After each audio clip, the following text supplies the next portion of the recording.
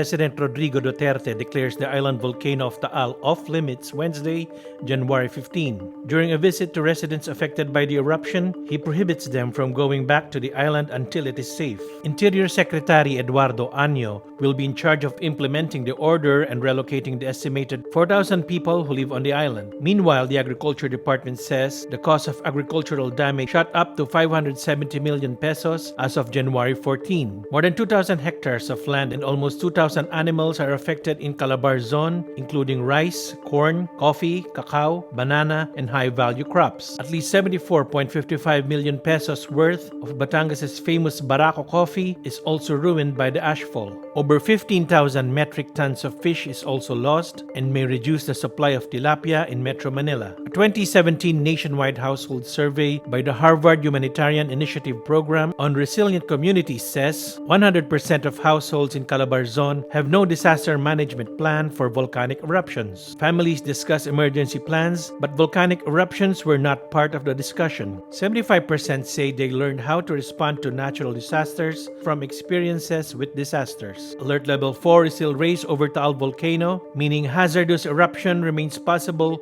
within hours to days. PHIVOLCS recommended total evacuation of the volcano island and high-risk areas within 14-kilometer radius from the crater. Follow Rappler.com for updates.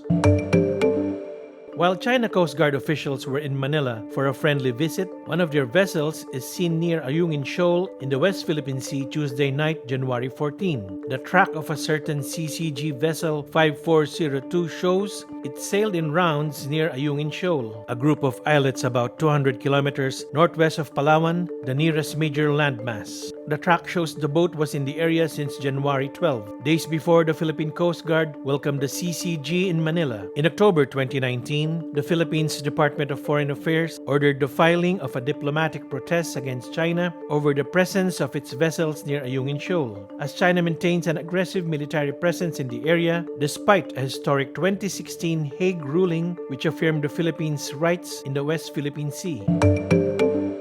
Newly re-elected President Tsai Ing-wen says China must accept that Taiwan is already independent. Tsai won a second term over the weekend with a record 8.2 million votes, an outcome seen as a forceful rebuke of China's ongoing campaign to isolate Taiwan. Tsai warns Beijing any attempt to invade Taiwan would be very costly. China's leadership had made no secret of its desire to see Tsai turfed out because she and her party refused to acknowledge Taiwan is part of a one China.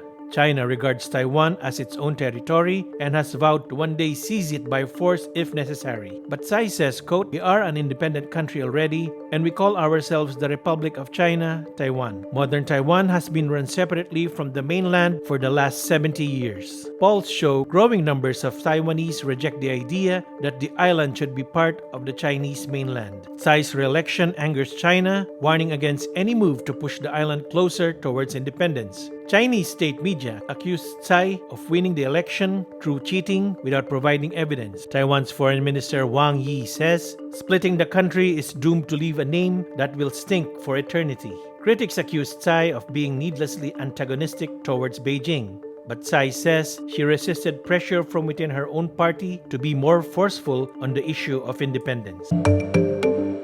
A Norwegian customer rights group says popular dating apps like Tinder and Grindr are sharing the personal data of their users to third parties in breach of European Union regulations. The report by the Norwegian Consumer Council, or NCC, says Grindr shares the GPS data, IP addresses, ages, and genders of its users with third-party companies to help them improve advert targeting. The sharing of this data implicitly discloses users' sexual orientations, and Grindr's base is LGBTQ+. The NCC lodges complaints against Grindr and 5 of its partners with Norway's Data Protection Agency. Grindr, which is owned by Chinese gaming company Beijing Kunlun Tech, did not immediately respond to a request for comment, telling the New York Times it could not comment on a report that it had not seen. Tinder is accused of sharing user data with at least 45 companies owned by the Match Group, which operates a dating website of the same name. The report also criticized other applications such as Qibla Finder, which orients Muslims towards Mecca for prayer, menstrual trackers Clue and My Days, and the children's app My Talking Tom 2. The report says the tracking violates the EU's General Data Protection Regulation, which took effect in May 2018.